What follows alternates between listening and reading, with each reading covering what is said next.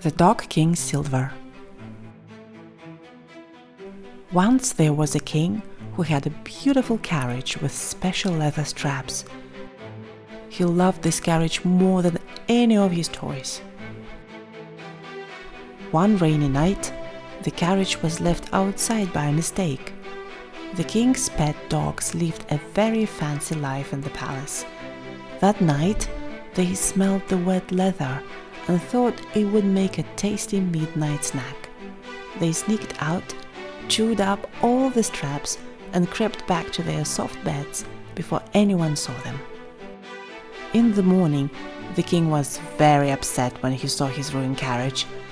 His servants were scared to tell him the truth, so they blamed the stray dogs who lived in the town. The king got so angry that he ordered all stray dogs to be chased away from the kingdom. The poor stray dogs didn't know why everyone was suddenly being mean to them. Scared and confused, they ran to the old park where their leader lived, the Dog King Silver. Silver was a special dog with beautiful silver fur, who was known for being very wise and kind. All the other dogs looked up to him. When Silver heard what happened, he knew right away that the palace dogs must have done it. After all, no stray dog could get past the palace guards. But instead of being angry, Silver had an idea. He decided to go talk to the king himself. Silver walked bravely to the palace. He wasn't afraid because he knew he was doing the right thing. When he reached the palace, everyone was so surprised by his calm and friendly manner that they let him walk right in to see the king.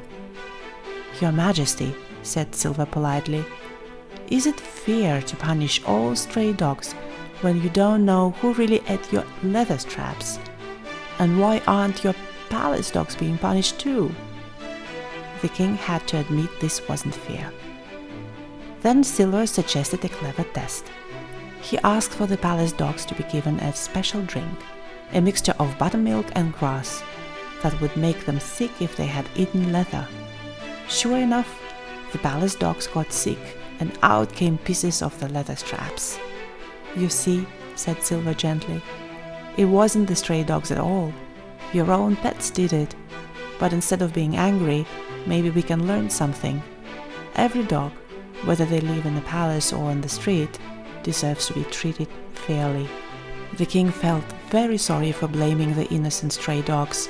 From that day on, he made sure all dogs in his kingdom were treated kindly, and even ordered that whenever food was served at the palace, all dogs in town would get a meal too.